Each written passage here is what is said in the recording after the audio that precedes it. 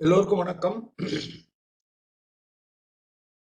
63 நாயன்மார்களில் மிக நீளமான ஒரு வரலாற்றை உடைய நாயன்மார் திருஞான சம்பந்தர். அவருடைய வரலாற்றை நாம் இதுவரை 4 வாரங்கள் பார்த்திருக்கிறோம். இன்றைக்கு 5வது வாரம். இன்றைக்கு அவருடைய வரலாற்றை நாம் நிறைவு செய்து விடுவோம். இன்று அதிகமான நிகழ்ச்சிகள் இல்லை. இன்றைய வரலாற்றில் ஒரு 250 பாடல்கள் 1000 - 1750 வரைக்கும் உள்ளது. அவற்றை நாம் கொஞ்சம் விரிவாக பார்க்கலாம். போன வாரம் நாம முடிக்கிறது எங்கே முடிச்சோம்னு சொன்னா, அவர் தன்னுடைய தல யாத்திரைகளில் திருவாலங்காட்டை நெருங்குகிறார் என்கிற அளவில் சொல்லி திருவாலங்காட்டினுடைய சிறப்பையும் அங்கே காரைக்கால் அம்மையார் அமர்ந்திருக்கின்ற நேர்த்தியையும் சொல்லி முடித்தோம். இன்றைக்கு நாம் அங்கே தொடங்குவோம். காட்டை நெருங்கியவுடன் சம்பந்தர் மனத்தில் ஒரு உணர்வு தோன்றியது. என்ன உணர்வு என்றால், இந்த திருவாலங்காடு காரைக்கால் அம்மையார் தன்னுடைய தலையால் நடந்து இறைவனை சேவிப்பதற்காக அங்கே வந்து அவன் நடனம் ஆடுகிற பொழுது அவனுக்கு நட்டுவாங்கம் செய்வதாக அமர்ந்து பாடிய ஒரு இடம். எனவே இந்த திருவாலங்காட் இவ்வளவு புனிதமான இந்த திருவாலங்காட்டின் மண்ணை நாம் காலால் மிதிக்க கூடாது. எனவே நாம் திருவாலங்காட்டின் உள்ளே செல்ல வேண்டாம், அதை சுற்றி கொண்டு செல்லுவோம் என்று தன்னுடைய கூட வந்த கூட்டத்திடம் சொல்லி திருவாலங்காட்டை சுற்றி கொண்டு அருகே இருக்கிற ஒரு சின்ன ஊருக்கு போய் அங்கே இருக்கிற ஒரு மடத்தில் தங்கினார்கள். இரவு உறங்கிக் கொண்டிருக்கிற பொழுது திருஞான சம்பந்தருடைய கனவில் இறைவன் வந்தான். அவன் அவனை பார்த்து ஒரு கேள்வி கேட்டான். நீ திருவாலங்காட்டை மிதிக்க மாட்டேன் என்று சொன்னது வேறு, அப்படியே நீ நினைத்து கொண்டு மிதிக்காமலும் இருக்கலாம். ஆனால் திருவாலங்காட்டில் குடிகொண்டிருக்கிற நடனமாடி கொண்டிருக்கிற என்னை நீ பாடவில்லையே, திருவாலங்காட்டு இறைவனை பற்றி ஒரு பதிகம் பாட வேண்டாமா, நீ பாடவில்லையே என்று அந்த இறைவன் கேட்டான். கனவில் மறைந்து விட்டான். உடனே இவர் கண் விழித்து விட்டார். அதுக்கு மேல அவருக்கு தூக்கம் வரல. என்ன யோசித்துக் கொண்டே இருந்தார். மற்ற பக்தர்கள் எல்லாம் எழுந்தவுடன் அவர்களிடத்தில் சொன்னார், இந்த மாதிரி கனவுல இறைவன் கேட்டான் என்று. அவரிடம் சொன்னார்கள், அப்படியானால் திருவாலங்காட்டை பற்றி ஒரு பதிகம் பாடுங்கள் என்று. உடனே திருவாலங்காட்டை பற்றி அந்த ஊரில் இருந்தபடியே, திருவாலங்காட்டுக்கு போகாம அவன் எந்த ஊரில் தங்கி இருந்தார்களோ அந்த ஊரில் இருந்தபடியே திருவாலங்காட்டை பற்றி ஒரு பதிகம் பாடினார். பாடிய பிறகு அவருக்கு மன நிறைவு ஏற்பட்டது, பக்தர்களுக்கும் மன நிறைவு ஏற்பட்டது. பிறகு திருவாலங்காட்டிலிருந்து அவருடைய தலப்பயணம் தொடர்ந்தது. வடக்கு நோக்கி போய்கொண்டே இருக்கிறார்கள். அப்படி போகிற பொழுது பல ஊர்களை எல்லாம் பார்த்து கொண்டு கடைசியா திருக்காலத்திக்கு சேர்ந்தார்கள். திருக்காலத்தி கண்ணப்பர் வாழ்ந்த ஊர். இறைவனை வணங்கி அவருக்கு கண்ணில் ரத்தம் வடிந்த பொழுது தன்னுடைய கண்ணை இடந்து அப்பி, 2வது கண்ணிலும் ரத்தம் வந்தவுடன் 2வது கண்ணை இடந்து அப்ப போகிற பொழுது நில்லு கண்ணப்ப என்று இறைவனே சொல்லி அவருடைய கையை பிடித்துக் கொண்டார். நான் ஏற்கனவே சொல்லி இருக்கிறேன், இந்த 63 நாயன்மார்களில் பல நாயன்மார்களுக்கு இறைவன் தான் பெயர் வைத்திருக்கிறார். அந்த பெயர் தான் நிலைக்கிறது. பெற்றோரிட்ட பெயர் நிலைக்கவில்லை, வழங்கவில்லை என்று. நாவுக்கரசரை கூட நாவுக்கரசர் என்று பெயர் சொல்லி கூப்பிட்டது இறைவன் தான். அதுபோல இங்கே அவர் நில்லு கண்ணப்ப என்று சொன்ன அந்த கண்ணப்ப என்பதுதான் அவருடைய பெயராயிற்று. அந்த கண்ணப்பர் வாழ்ந்த இடம் காலத்தி. அந்த காலத்திக்கு வந்தார்கள். அங்கே சில நாள் தங்கினார்கள். அங்கே தங்கிய பொழுது அவர் என்ன செய்தார் என்றால், நீண்ட தொலைவு நடந்து செல்ல முடியாத அல்லது தட்பவெப்ப நிலைகள் தான் அங்கே செல்லுவதற்கு உதவி செய்யாத பகுதிகள் எது எதுவோ அதை பற்றியெல்லாம் அங்கேயே இருந்து கொண்டு பாடல் பாடினார்.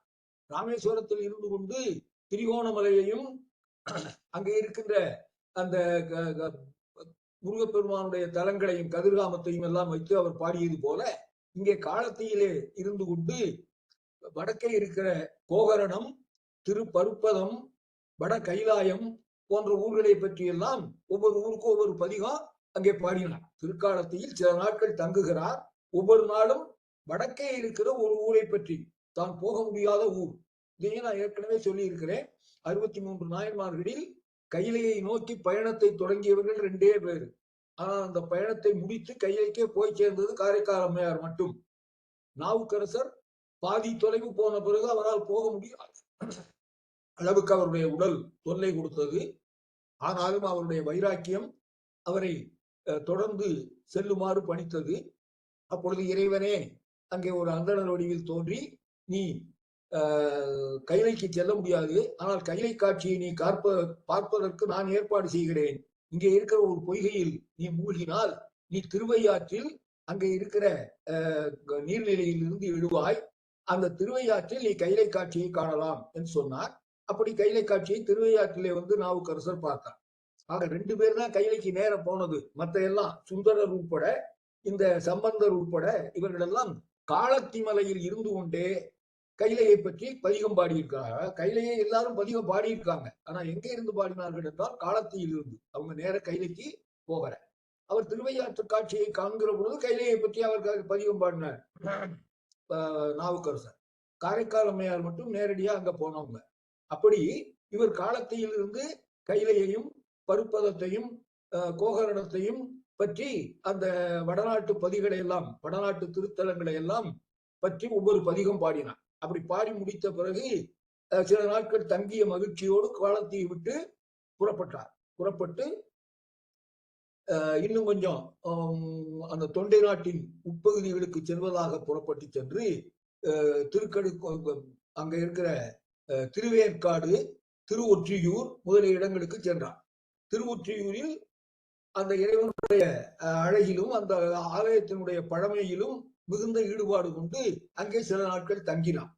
இப்படி இவர் திருவொற்றியூரில் தங்கி இருக்கிற பொழுது நாம் இன்னொரு கதையை தெரிந்து கொள்ள வேண்டும் என்று சேக்கிழார் சொல்லி அந்த கதையை சொல்லுகிறார். அது மயிலாப்பூரில் வாழ்ந்த ஒரு வணிகரின் கதை.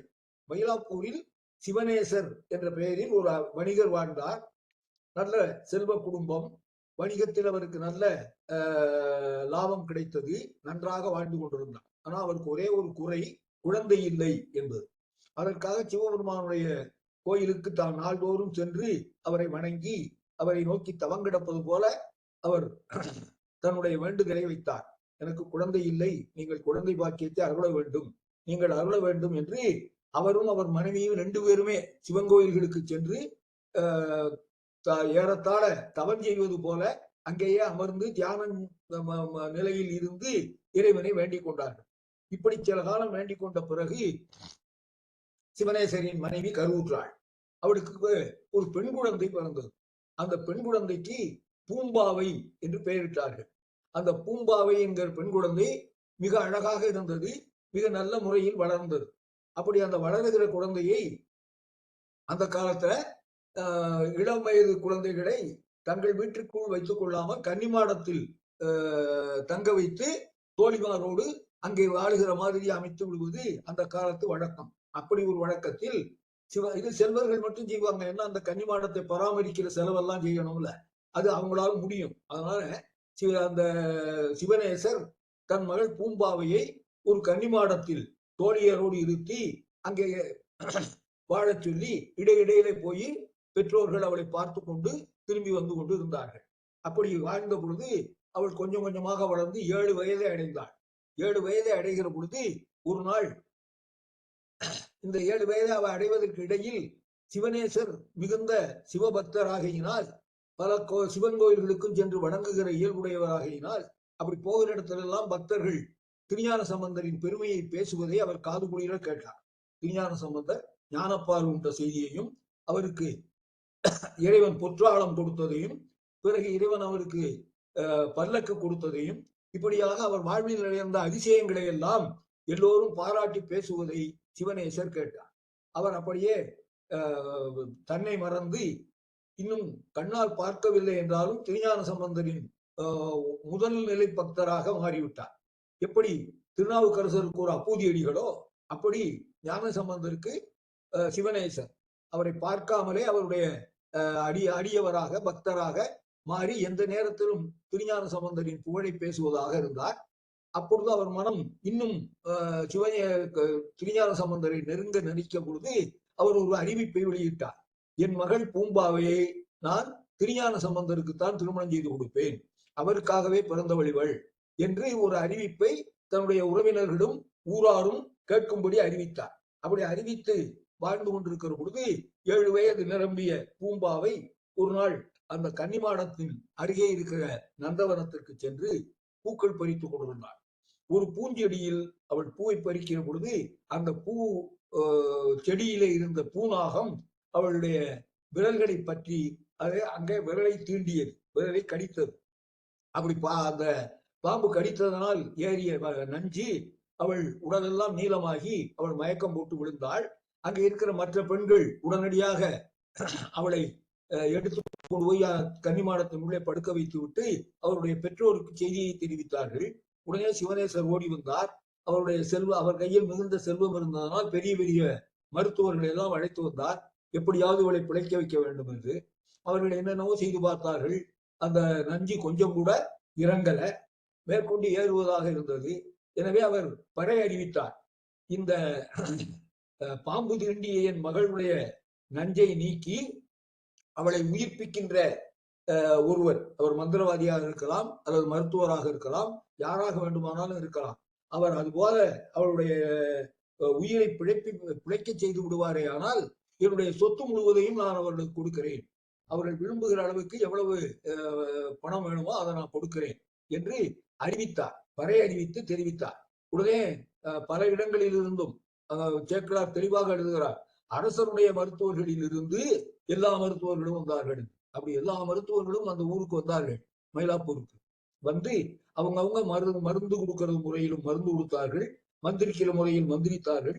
ஆனால் என்ன செய்தாலும் அந்த நஞ்சு குறையல. ஏன்னா இறைவன் விதித்த விதிதான் நடக்குமே தவிர அதை நாம் மாற்ற முடியாது. அந்த 7 வயதில் பூம்பாவை இறக்க வேண்டும் என்பது அவருடைய விதி. ஆகையினால இவர்கள் என்ன செய்தாலும், எத்தனை மருத்துவர் வந்தாலும், என்ன பொருளாசையோடு அவர்கள் முயற்சி செய்தாலும் எதுவும் நடக்கல. பூம்பாவை இறந்து விட்டாள். இப்பொழுது சிவனேசர் ஒரு முடிவு செய்தார். இந்த இறந்த பூம்பாவையை உடலை எரித்த பிறகு கிடைக்கின்ற அந்த எலும்பு துண்டுகளையும் கிடைக்கின்ற சாம்பலையும் நான் ஒரு குடத்தில் இட்டு பாதுகாப்பேன். எதுக்கு? திருஞான சம்பந்தர் இந்த ஊருக்கு மயிலாப்பூருக்கு வருகிற பொழுது அவரிடத்தில் அதை ஒப்படைப்பேன். ஏனென்றால் நான் இந்த பெண்ணை அவருக்காகத்தான் வளர்த்தேன். அவள் இப்பொழுது இறக்கின்ற ஒரு நிலை இறைவனால் வந்துவிட்டது. எனவே அவளை நான் எரித்த பிறகு அந்த அஸ்தியை சும்மா ஆத்துலையோ கடல்லையோ போய் கரைக்க மாட்டேன், அதை அப்படியே பாதுகாத்து வைப்பேன். அதுவும் வெறும் அஸ்தி என்பது நம்ம கொஞ்சம் மட்டும் எடுத்து வைப்போம். இது அப்படி இல்லாம அந்த கட்டத்தளத்துல எரித்த பிறகு கிடைக்கிற எல்லா எலும்பு சாம்பல் அனைத்தையும் ஒரு குடத்தில் இட்டு மூடி அதை அந்த கன்னிமாடத்திலேயே வைத்தார். வைத்துவிட்டு நல்ல நாட்கள் கிழமைகளில் அங்கே போய் அதற்கு பூஜை செய்வதை கூட வழக்கமாக வைத்துக் கொண்டார். அப்படி வைத்துக் கொண்டு அதை பாதுகாப்பாக வைத்திருக்கிறார். இது எப்ப நடந்ததுன்னா பூம்பாவையின் 7 வயது. இப்பொழுது திருவொற்றியூருக்கு திருஞான சம்பந்தர் வந்திருக்கிற பொழுது பூம்பாவைக்கு அவள் உயிரோடு வாழ்ந்து கொண்டிருந்தால் அவளுக்கு இப்பொழுது 15 வயது அல்லது 16 வயது ஆகணும். 12 வயதை தாண்டி இருக்க வேண்டும் நிச்சயமாக. ஒரு 5 ஆண்டுகள் ஆகிவிட்டன. 12 வயதை தாண்டி இருக்க வேண்டும். அப்படி ஒரு சூழ்நிலையில் அவர் திருவொற்றியூருக்கு வந்து சேர்ந்தார். அந்த செய்தி சிவனேசருக்கு வந்தது. ஏற்கனவே சொன்னேன், அவர் சிவபக்தர். ஊர்ல என்னென்ன சைவம் தொடர்பான நிகழ்வுகள் நடக்கின்றன என்பதை கேட்டுக்கொண்டே இருப்பார். குறிப்பாக ஞானசம்பந்தர் மீது மிகுந்த பக்தி உடையவர். எனவே ஞானசம்பந்தர் அருகே இருக்கிற திருவொற்றியூருக்கு வந்திருக்கிறார் என்கிற செய்தி அவருக்கு மிக வேகமாக வந்து கிடைத்தது. கிடைத்த உடனே அவர் என்ன செய்தார்? நான் திருவொற்றியூருக்கு போய் திருஞான சம்பந்தரை தரிசிக்க வேண்டும் என்று முடிவு செய்து தன்னுடைய உறவினர்கள், அடியவர்கள் என்று ஒரு பெரும் கூட்டத்தை கூட்டிக் கொண்டு திருவொற்றியூரை நோக்கி அவர் நடைப்பயணமாக புறப்பட்டார். போற வழியில அங்க போய் திருவொற்றியூருக்கு போய் திருஞான சம்பந்தரை பார்க்கலாம். இதற்கிடையில் திருவொற்றியூரில் திருஞான சம்பந்தரிடத்தில் மயிலாப்பூரில் வாழுகிற சிவனேசரை பற்றிய செய்தியை அங்குள்ள அடியவர்கள் அவருக்கு தெரிவித்தார்கள். அவர் எப்படி சிவபக்தியோடு வாழ்ந்தார் என்பதும், சிவனை வேண்டி தவம் இருந்து ஒரு பெண் குழந்தையை பெற்றார் என்பதும், அந்த குழந்தையை ஞானசம்பந்தருக்காகவே வளர்த்தார் என்பதும், அதை பாம்பு தீண்டி அந்த பெண் இறந்து விட்டாள் என்பதையும், அவருடைய அஸ்தியையும் எலும்பையும் கூட அவர் பாதுகாத்து வைத்திருக்கிறார் என்கிற இந்த எல்லா செய்திகளும் ஞானசம்பந்தருக்கு சொல்லப்பட்டார். அதனால அவர் என்ன பண்ணாரு? நான் மயிலாப்பூருக்கு போய் சிவனேசரை சந்திக்க வேண்டும் என்று சொல்லி அவர் தன்னுடைய அடியவர்களோடு, அவர் பல்லக்கிலும் அடியவர்கள் நடந்தும் ஒற்றியூரிலிருந்து மயிலாப்பூரை நோக்கி அவர்கள் வருகிறார்கள். அவரை சந்திக்க வேண்டும் என்று சிவனேசர் தன்னுடைய உறவினர்கள், நண்பர்களோடு மயிலாப்பூரிலிருந்து ஒற்றியூருக்கு போகிறார். 2 பேரும் நடுவழியில் சந்திக்கிறார்கள். சந்தித்த உடனேயே சிவனேசர் திருஞான சம்பந்தரின் காலில் விழுந்து வணங்குகிறார். அவர் இந்த எதிரே வந்த கூட்டத்தை பார்த்து இது சிவனேசர் தான் வருகிறார் என்று தெரிந்தவுடன் பல்லக்கை விட்டு இறங்கினார் ஞானசம்பந்தர். இறங்கிய ஞானசம்பந்தரின் பாதங்களில் விழுந்து வணங்கி, நான் உங்களுடைய அடியவன் என்று தன்னை அறிமுகப்படுத்திக் கொண்டார் சிவனேசர். நீங்கள் மயிலாப்பூருக்கு வர வேண்டும், என்னுடைய வீட்டில் விருந்து உண்ண வேண்டும், எங்களுடைய கபாலீஸ்வரரை நீங்கள் பாட வேண்டும் என்றெல்லாம் வேண்டுதலை வைத்தார். இவர் சொன்னார், நானும் அதுக்காக தான் வந்துகிட்டு இருக்கிறேன், வாங்க நாம மயிலாப்பூருக்கு போகலாம்னு சொல்லி அதற்கு பிறகு 2 பேரும் ஒரே திசையில் பயணத்தை தொடங்கினார்கள். பல்லக்கில் ஞானசம்பந்தர், கால்நடையாக மற்ற எல்லாரும் புறப்பட்டு ஒரு வழியாக மயிலாப்பூர் வந்து சேர்ந்தார்கள். சேர்ந்த உடனே உங்க வீட்டுக்கோ அல்லது மற்ற இடங்களுக்கோ போவதற்கு முன்னால் நான் இறைவனை தரிசிக்க வேண்டும் என்று திருஞான சம்பந்தர் சொல்லி அந்த மயிலாப்பூரில் இருக்கிற கபாலீஸ்வரர் கோயிலுக்கு போகிறார்கள். அங்கே போய் இறைவனை வணங்கி ஒரு பதிகமும் பாடுகிறார். அப்படி பாடிய பிறகு ஞானசம்பந்தர் சிவனேசரிடம் அவருடைய தனிப்பட்ட வாழ்க்கையை பற்றி பேசத் தொடங்குகிறார். உங்கள் மகளை பற்றிய எல்லா செய்தியையும் நான் கேள்விப்பட்டேன். இறைவனுடைய அருள் இருந்தால் அவள் மீண்டும் உயிர் பெறுவாள். அதை நாம் செய்வதற்கு நீங்கள் அவளுடைய எலும்பையும் சாம்பலையும் பாதுகாத்து வைத்திருக்கிற குடத்தை கபாலீஸ்வரர் கோயிலுக்கு கொண்டு வாருங்கள் என்று சொன்னார். உடனே சிவனேசர் ஆட்களை வைத்து அந்த குடத்தை கொண்டு வந்து கபாலீஸ்வரர் கோயிலுக்கு கொண்டு வந்து, இதுதான் அந்த குடம் என்று சொன்னார். உடனே அந்த குடத்தை இறைவனுடைய சந்நிதியில் வைத்து அதை பார்த்து அதை மையமாக வைத்து ஒரு பதிகத்தை ஞானசம்பந்தர் பாடினார். மட்டிட்ட என்று தொடங்குகிற பதிகம் அது. அந்த பதிகத்தில் ஒவ்வொரு பாட்டின் கடைசியிலும் மயிலாப்பூரில் மாதந்தோறும் நடக்கிற திருவிழாக்களை குறிப்பிட்டு, சித்திரை மாதத்தில் இந்த திருவிழா நடக்கிறது, அதை பார்க்காமல் நீ போகலாமா, போதியோ பூம்பாவாய் என்று முடியும் ஒவ்வொரு பாடலும். அந்த போதியோ என்றால் போய்விடுவாயா என்று அர்த்தம். எந்த சூழ்நிலையில்? சித்திரை மாதத்தில் இங்கே நடக்கிற திருவிழாவை பார்க்காமல் நீ போய்விடுவாயா? ஐப்பசியில் இங்கே நடக்கிற திருவோணர் விழாவை பார்க்காமல் நீ போய்விடுவாயா? இங்கே நடக்கின்ற பெருஞ்சாந்தி அதாவது கும்பாபிஷேகத்தை பார்க்காமல் நீ போய்விடுவாயா என்றெல்லாம் ஒவ்வொரு பாடலிலும் போதியோ பூம்பாவாய் போதியோ பூம்பாவாய் என்று பாடிக்கொண்டே வருகிறார். இந்த பதிகம் ஒவ்வொன்றாக பாட பாட உள்ளே இருக்கிற எலும்புகள் ஒன்று சேர்ந்து ஒரு பெண் உருவை பெறுகின்றன. அது பெண் உருவை பெறுகிறது என்பது மட்டும் அல்ல முக்கியம். 7 வயதில் இறந்தவளுடைய பெண் எலும்புகளைத்தான் இவர் சேர்த்து வைத்திருக்கிறார். ஆனால் இந்த பதிகம் பாடுகிற பொழுது அவள் வாழ்ந்திருந்தால் அவளுக்கு என்ன வயதாகுமோ அந்த வயதுடைய பெண்ணாக அவள் உருக்கொள்ளுகிறாள். அந்த ஒவ்வொரு பாடல் பாடுகிற பொழுதும் ஒவ்வொரு உறுப்பு தயாராகிறது. அவருடைய 7வது பாடல் முடிகிற பொழுது அந்த குடம் வெடித்து பெண் வெளியிலே வருகிறாள். பூம்பாவை என்கிற அந்த பெண் வெளியிலே வருகிறாள். அவள் பிறந்த பொழுதே அழகாக இருந்தாள். 7 வயதில் பாம்பு தீண்டி இறக்கிற பொழுதும் மிக அழகான சூழல் பெண்ணாகத்தான் இறந்தாள். இப்பொழுது 12 வயது. அந்த காலத்தில் 12 வயது என்பது திருமணத்துக்குரிய வயது. கோவலன் கண்ணகி வரலாற்றை சொல்லுகிற சிலப்பதிகாரம் கோவலனுக்கு 16 வயதும் கண்ணகிக்கு 12 வயதும் நடக்கிற பொழுது அவர்களுடைய திருமணம் நடந்தது என்று சொல்கிறார். அக்கால சூழலில் பெண்களுக்கு 12 வயது திருமண வயது. இப்பொழுது பூம்பாவை அந்த திருமண வயதோடு எழுகிறாள். 7 வயதில் பாம்பு தீண்டி இறந்தவள் 12 வயது நிறைவு பெற்றால் என்ன தோற்றம் இருப்பாளோ அந்த தோற்றத்தோடு எழுகிறாள். அந்த தோற்றம் திருமணத்துக்குரிய தோற்றம் என்றால் எப்படி அவ்வளவு அழகா இருப்பான்னு பாத்துங்க. அவ்வளவு அழகாக அந்த குடத்தை உடைத்துக் கொண்டு அவள் வெளியிலே வருகிறாள். வந்த உடனே எல்லாரும் இது என்ன அதிசயம் என்று வியக்கிறார்கள். குடத்தை கபாலீஸ்வரர் கோயிலுக்கு கொண்டு வாருங்கள் என்று சம்பந்தர் சொன்ன உடனேயே அந்த செய்தி வேகமாக ஊரெல்லாம் பரவியது. ஆகா, இங்கே ஏதோ அதிசயம் நடக்க போகிறது, அந்த பெண் என்ன ஆக போகிறாள் என்று நாமும் பார்ப்போம், திருஞான சம்பந்தரின் திருவருள் எப்படி இருக்கிறது என்பதை பார்ப்போம் என்று அந்த ஊர் மக்கள் மட்டுமல்ல, அந்த ஊரில் இருக்கிற சைவர்கள் மட்டுமல்ல, அங்க இருக்கிற சமணர்கள் பௌத்தர்கள் எல்லாருமே வந்து கூடிட்டாங்களாம். கூடி நமக்கு தான் தெரியுமே ஊர் மக்களுடைய இயல்பு, எங்கேயாவது ஏதாவது அதிசயம் நடக்கிறது என்றால் வேடிக்கை பார்க்க எல்லாரும் கூடிடுவாங்க, அது இயல்பு. அப்படி ஒரு இயல்பில் எல்லாரும் கூடியிருந்தார்கள்.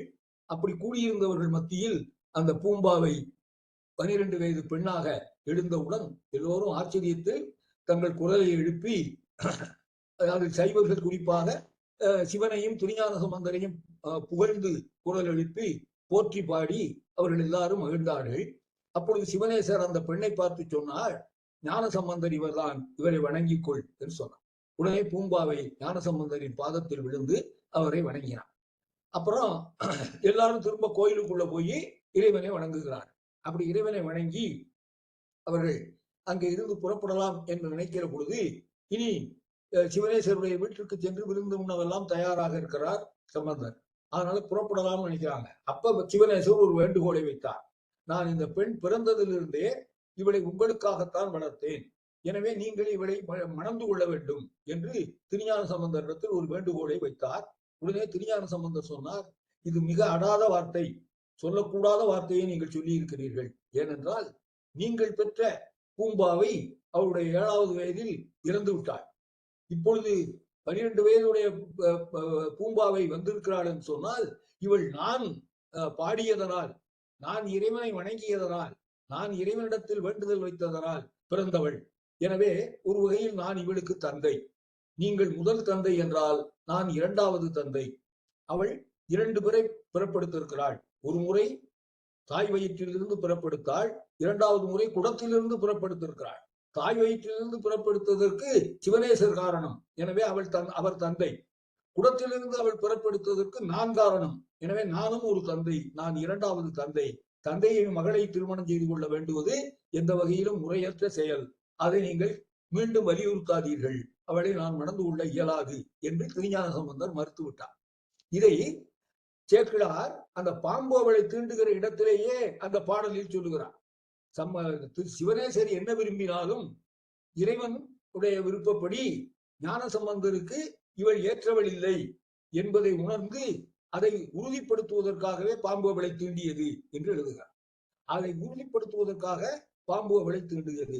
அப்படி இல்லாம அவன் இயல்பா 12 வயசு வரைக்கும் வளர்ந்திருந்தான்னு வச்சுக்கோங்க, இப்ப சிவனேசர் விடமாட்டாரு ஞான சம்பந்தரை. பெரிய பக்தி போராட்டமாக ஆகியிருக்கும். வணங்கி நிச்சயமா நீங்க மகளை கல்யாணம் பண்ணிக்கணும் அப்படின்னு சொல்லியிருப்பார். ஆனா அதற்கு வாய்ப்பு இல்லாமல் செய்தது அந்த பாம்பு. அதை தற்குறிப்பேற்றமாக செய்யுள்களில் ஒரு நிகழ்ச்சி நடக்கிற பொழுது அந்த நிகழ்ச்சி கதையோடு பொருந்தினால் என்ன காரணத்தினால் நடக்கிறது என்று ஒரு காரணத்தை கவிஞர் சொல்லுவார். அது தற்குறிப்பேற்றம்னு பேரு அந்த இலக்கியத்தில் இருக்கு. மதுரைக்குள் கோவலனும் கண்ணகியும் நுழைகிற பொழுது மதுரை கோட்டையில் கட்டி இருக்கிற கொடி காத்துல ஆடுது, இப்படி ஆடுது. அப்படி ஆடுவதை பார்த்த உடனே அவங்க இளங்கோவடிகள் எழுதுகிறார், வாரல் என்பன போல் மறித்து கைகாட்ட, நீங்க மதுரைக்குள்ள வராதீங்க, உங்களுக்கு இங்கே தீங்கு நடக்க போகிறது, நீங்கள் வராதீர்கள் என்று வராதீர்கள் அந்த கை அசைதான். அப்படி அசைவது போல அந்த கொடி அசைந்தது. இது தற்குறிப்பேற்றம். இதையே நேர்மாறா வில்லி பாரதத்தில் சொல்லுவார். அந்த துவாரகை நகரிலிருந்து கண்ணன் இந்த கௌரவர்களை சந்தித்து அவர்களிடத்தில் சமாதானம் பேசுவதற்காக அஸ்தினாபுரத்துக்கு வருகிறான். அவன் உள்ளே நுழைகிற பொழுது அந்த அஸ்தினாபுரத்தினுடைய கொடிகள் இப்படித்தான் செய்யுது. ஆனா அதுக்கு அவர் என்ன சொல்றா, வருக வருக என்று அவனை அழைப்பதாக அந்த கொடிகள் அசைந்தன. இது ரெண்டுமே கொடி அப்படிலாம் பண்ணல, வருகன்னு சொல்லல, வராதிங்கன்னு சொல்லல. அப்படி சொன்னதாக அந்த கவிஞன் பாடுவது தற்குறிப்பேற்ற அணி. அப்படி ஒரு தற்குறிப்பேற்ற அணியில் சேக்கிழார் இந்த பாம்பு பூம்பாவை தீண்டுகிற காட்சியை வர்ணிக்கிறார். அங்கே என்ன சொல்லுகிறார், சிவனேசர் என்ன விரும்பினாலும் திருஞான சம்பந்தருக்கு ஏற்றவளாக அவருடைய மனைவியாக ஆகின்ற பாக்கியத்தை இந்த பூம்பாவை பெறவில்லை என்பது இறைவனுடைய விதி. அந்த விதியை உணர்ந்த பாம்பு அதை நிறைவேற்றுவதற்காக அவளை தீண்டியது. அப்படி இப்பொழுது அவள் மணந்து கொள்ளுங்கள்னு சொன்ன உடனே அதற்கு சரியான காரணத்தை சொல்லி திருஞான சம்பந்தர் மறுத்து விட்டார். இப்ப இவரால் ஒன்னும் அதை மீற முடியல சிவனேசரால. ஏன்னா நானும் ஒரு தந்தை என்று சொல்லிய பிறகு நீங்கள் திருமணம் செய்து கொண்டே ஆக வேண்டும் வற்புறுத்த முடியாது இல்லையா? அதனால அதோட அவர் அதை விட்டுட்டார். ஆனாலும் என்ன செய்தார், உங்க ஞான சம்பந்தருக்காக வளர்த்த பூம்பாவையை நான் வேறு எந்த மனிதனுக்கும் திருமணம் செய்து கொடுக்க மாட்டேன். ஆண்டாள் சொல்லுகிறாள் இல்லையா, நான் கண்ணனை தவிர மானிடருக்கு என்று ஆழ்படேன் என்று சொல்வார். நான் மானிடரை மணந்து கொள்ள மாட்டேன். எனக்கு கண்ணன் கணவனாக கிடைத்தால் நான் அவனோடு வாழ்வேன், இல்லை என்றால் நான் யாரோடும் வாழ மாட்டேன் என்று ஆண்டாள் எப்படி வைராக்கியமா சொன்னாலோ அப்படி இங்கே அப்பா சொல்றார், சிவனேசர் சொல்லுகிறார். இவள் சம்பந்தருக்காகவே பிறந்தவள், சம்பந்தருக்காகவே நான் வளர்த்தவள். சம்பந்தர் அவளை திருமணம் செய்து கொள்ள முடியாத ஒரு சூழ்நிலை ஏற்பட்டு விட்டது என்றால் அவளுக்கு இனி வாழ்க்கையில் திருமணமே கிடையாது. அவள் கடைசி வரை கன்னியாகவே இருந்து அவளுடைய காலத்தை கழிக்கட்டும் என்று சொல்லி வீட்டுக்கு கூட கூட்டிட்டு போகாம திரும்ப அந்த கன்னிமாடத்திலேயே அவளை தங்க வைத்து விடுகிறார். அங்கே சில காலம் தங்கி சிவத்தொண்டுகளை செய்து இறுதியில் அவள் சிவத்தை சேர்ந்தாள் என்று பெரிய புராணத்தில் சேர்க்கிறார். அவளுடைய வரலாற்றை முடிக்கிறார். ஏன்னா அது ஏதாவது ஒரு வகையில் முடியணும்ல. பூம்பாவை அதிசய பெண், பாம்பு தீண்டி இறந்து 5 ஆண்டுகளுக்கு பிறகு அந்த 5 ஆண்டுகளின் வளர்ச்சியோடு பெண்ணாக வெளிப்பட்டவன். அப்படிப்பட்ட ஒரு அதிசயமான பெண் வாழ்க்கையில் எதையும் அடையாமல் ஒரு கன்னியாகவே இறந்தாள் என்று சொன்னால் அதை இறந்தது என்று சொல்லக்கூடாது. அது அவ்வளவு மங்களம் இல்லை என்பதனால் சேக்கலார் சொல்லுகிறார், அவள் சிவத்தை சேர்ந்தாள். அவள் சிவனையே வணங்கி கொண்டிருந்தாள், சிவனையே நினைத்துக் கொண்டிருந்தாள். அதனால சில காலங்களுக்கு பின்னால் அவள் சிவத்தை சேர்ந்தாள் என்று அவளுடைய வரலாற்றை ஒரு பக்கம் முடித்து வைத்து விட்டு சம்பந்தர் வரலாற்றை தொடங்குகிறார். இவர் இப்படி மயிலாப்பூர்ல இறைவனை வணங்கிய பிறகு கொஞ்ச நாள் சிவனேசர் வீட்டிலே தங்கிய பிறகு மயிலாப்பூரை விட்டு தெற்கே வருகிறார். முதல்ல வடக்கு நோக்கி போய்கொண்டே இருந்தார்கள் திருக்காலத்தி வரைக்கும். அப்புறம் திருக்காலத்திலிருந்து தெற்கே வருகிற பொழுதுதான் திருவேற்காடு, ஒற்றியூர் இவற்றுக்கெல்லாம் வந்துவிட்டு இப்பொழுது மயிலாப்பூருக்கும் வந்தார். மயிலாப்பூரிலிருந்து திருப்ப தெற்கு நோக்கி புறப்படுகிறார். திருக்கழுக்குன்றத்துக்கு போகிறார். அங்கே இறைவனை வணங்குகிறார். இப்படி பல ஊர்களில் வணங்கி கொண்டே வருகிறார். கடைசியாக தில்லைக்கு வந்து சேர்கிறார். சிவபெருமான் சிதம்பரத்துக்கு. சிதம்பரம் அவர் ஏற்கனவே வணங்கி இருக்கிறார். ஆனால் இப்பொழுது இறுதியாக ஒரு முறை வணங்குவதற்காக தில்லைக்கு வருகிறார். அங்கே தில்லையில் அவர் நடராஜரை வணங்கி அங்கே சில காலங்கள் தங்குகிறார். இந்த செய்தியெல்லாம் சீர்காழிக்கு போய் சேர்கிறது. இவருடைய தல பயணம், இவர் பூம்பாவையை உயிர் உடையவளாக மீட்டு எழும்ப செய்தது, அதற்கு பிறகு தில்லைக்கு வந்து சேர்ந்திருப்பது ஆகிய செய்திகள் எல்லாம் அங்கே தெரிகின்றன. தெரிந்தவுடனே சிவபாத ஒரு இருதயர் தன்னுடைய வழக்கம் போல சில அடியவர்களையும் அழைத்து கொண்டு தில்லைக்கு வருகிறார். தில்லைக்கு வந்து தன் மகனை அங்கே சந்திக்கிறார். சந்தித்து இருவரும் ஒருவர் தழுவி நலம் விசாரித்துக் கொண்டு அங்கே சில காலம் தங்கி இருக்கிறார்கள் தில்லையில். அப்படி தில்லையில் தங்கிய பிறகு நாம் ஊருக்கு திரும்புவோம் என்று ஞானசம்பந்தர் சொல்ல அங்கிருந்து தெற்கு நோக்கி பல தலங்களை தரிசித்துக் கொண்டே சீர்காழிக்கு வந்து சேர்கிறார். சீர்காழிக்கு வந்து அவர்கள் தங்க நேர்ந்த பிறகு இப்பொழுது ஏறத்தாழ ஞானசம்பந்தருடைய வாழ்க்கை முடிய போகிற நேரம். அவருக்கு வயது 16 தான். 16 வயதில் தான் அவர் இறக்கப் போகிறார். அவரை பற்றி சொல்லுகிற பொழுதே அவர் மண்ணில் வளர் மதிக்கொழுந்து என்று சொன்னார். ஞானத்தின் திருவுருவை, நான்மறையின் தனித்துணையை இந்த மண்ணகத்தில் இல்லாமல் வானகத்தில் இல்லாமல் மண்ணகத்தில் வளர்ந்த மதிக்கொழுந்தை என்று சொல்லுவார். அங்க மண்ணில் வளர்ந்த மதிக்கொழுந்து என்றால் மதி என்று எப்பொழுது நிறைவடையும்? 16 பிறையோடு நிறைவடையும். எனவே 16 வருடங்கள் தான் ஞானசம்பந்தரின் வாழ்க்கை. இப்பொழுது அவருக்கு 15 முடிந்து 16 நடந்து கொண்டிருக்கிறது. அவரை அழைத்துக் கொண்டு சீர்காழிக்கு வந்து விட்டார்கள். சீர்காழிக்கு இவர்கள் வந்திருக்கிறார். அதுவும் நீண்ட தலப்பயணங்களையும் அந்த தலப்பயணங்களில் பல அதிசயங்களையும் நிகழ்த்திய பிறகு ஞானசம்பந்தர் சீர்காழி வந்திருக்கிறார் என்ற செய்தியை கேள்விப்பட்டு திருநீலனக்கரும் முருகரும் அங்கே வருகிறார்கள். அந்த 2 அடியவர்களும் பக்கத்து ஊர்களைச் சேர்ந்தவர். அவர்கள் 2 பேரும் அங்கே இருந்து சீர்காழிக்கு வருகிறார்கள். சீர்காழிக்கு வந்து ஞானசம்பந்தரை சந்தித்து மகிழ்ந்ததோடு அங்கேயே கொஞ்ச காலம் தங்கி இருக்கிறார். அப்படி அவர்கள் தங்கி இருக்கிற பொழுது எல்லாரும் சேர்ந்து அந்த ஊர்ல இருக்கிற அந்தணர்கள் எல்லாரும் ஒன்று சேர்ந்து ஒரு நாள் திருஞான சம்பந்தரிடம் வருகிறார்கள். வந்து உங்களுக்கு வயது 16 ஆகிறது. 16 வயது என்பது நம்முடைய காலத்தில் இளைஞர்களுக்கு திருமணம் நடக்கிற காலம். அதுவும் திருமணம் ஏன் தேவை என்றால் அந்தணர்கள் வேள்வி செய்கிற பொழுது அருகில் மனைவி இருந்து அவள் தாரை வார்க்க வேண்டும். தண்ணீரை அல்லது அந்த ஓமத்தில் போடுகிற பொருள்களை எல்லாம் கணவன் அந்த ஓமத்தில் போடுகிற போது கூட அருகே மனைவி இருக்க வேண்டும். அவளும் சேர்ந்து 2 பேருமா தான் அதை செய்யணும். எனவே வேள்விகள் செய்வதென்றால் ஒரு அந்தணனுக்கு நிச்சயமாக மனைவி வேண்டும். மனைவி இல்லாமல் வேள்வி செய்ய முடியாது.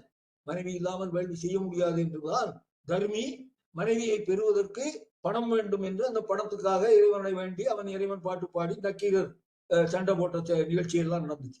எனவே அந்தணன் என்பவன் நிச்சயமாக மணந்து கொள்ள வேண்டும் ஒரு பெண்ணை. அப்பதான் அவன் வேள்வி செய்ய தகுதி உடையவனாவான் என்பது அக்கால வழக்கம். அக்காலத்தில் இருந்த மறையவர்களின் நம்பிக்கை. அந்த நம்பிக்கைப்படி அந்தணர்கள் எல்லாம் ஞானசம்பந்தரை பார்த்து சொன்னார்கள், உங்களுக்கு நான் ஏற்கனவே சொன்னேன், பெண்ணுக்கு 12 வயது, ஆணுக்கு 16 வயது, அப்ப திருமண வயது. ஞானசம்பந்தருக்கு இப்ப 15 முடிஞ்சு 16 நடக்குது. அதனால எல்லாரும் சேர்ந்து உங்களுக்கு திருமண வயது வந்து விட்டது, நீங்கள் அந்தணர் குலத்தில் பிறந்தவர்கள், எனவே அந்தணர் நிச்சயமாக திருமணம் செய்து கொண்டால்தான் வேள்விகள் செய்ய முடியும். வேள்விகள் செய்கிற வாய்ப்பு உங்களுக்கு வேண்டும் என்றால், வேள்வியை செய்கிற சடங்கு முறை உங்களுக்கு வேண்டும் என்றால் பெண்ணை மணக்க வேண்டும்.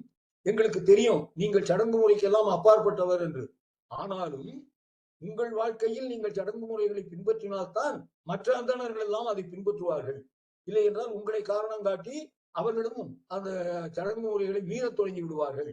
எனவே இந்த அந்தண சமுதாயத்திற்கு சடங்கு முறைகளினுடைய முக்கியத்துவத்தை உணர்த்துவதற்கு நீங்கள் திருமணத்துக்கு ஒப்புக்கொள்ள வேண்டும் என்று எல்லாரும் அவரிடத்திலே வேண்டுதல் வைத்தார்கள். இப்படித்தான் அவருக்கு 5 வயது முடிகிற பொழுது உபநயனத்துக்கும் அவரை வற்புறுத்தினார்கள்.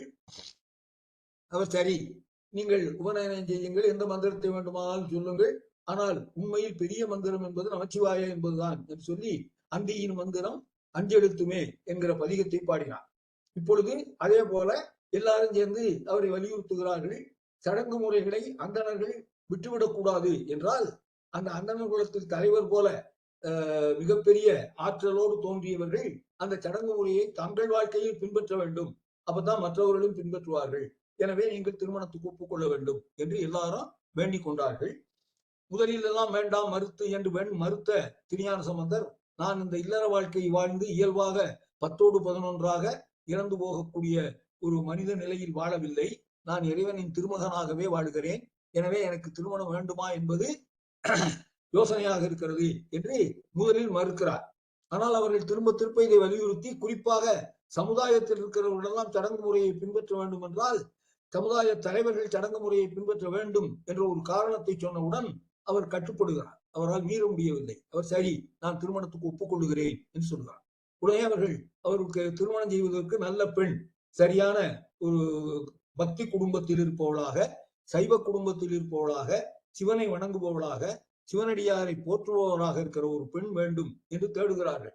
அருகே சீர்காழிக்கு அருகே திருநல்லூர் பெருமணம் என்று ஒரு ஊர். அந்த ஊரில் நம்பாண்டார் நம்பி என்று ஒரு அந்தணர். அவர் மிகச்சிறந்த சிவபக்தர். சிவன் கோயில்களில் கைங்கரியங்கள் செய்பவர். மிக நல்ல வாழ்க்கை முறையை உடைய ஒரு சைவ குடும்பம் அவருடைய குடும்பம்.